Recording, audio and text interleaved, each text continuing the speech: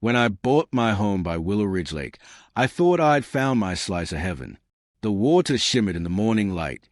Ducks glided across the surface, and the entire neighborhood seemed to revolve around that beautiful lake. But a few months after I moved in, something strange started happening. The fish began floating to the surface. First a few, then dozens. The smell was awful, like something was rotting deep in the water. I brought it up at the next HOA meeting, thinking everyone would be as alarmed as I was. Instead, the board members brushed it off. "Just natural algae," said Denise, the HOA treasurer. "Happens every summer."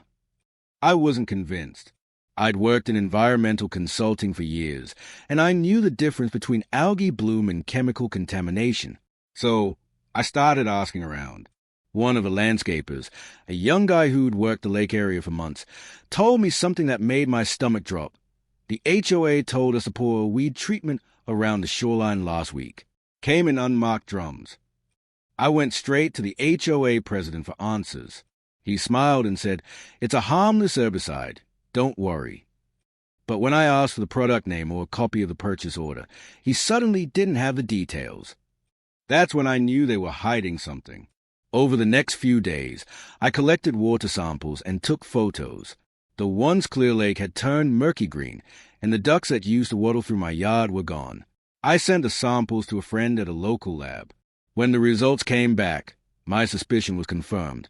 The water was contaminated with illegal levels of industrial herbicides and phosphates, the kind banned for use near residential areas. I decided to play it smart.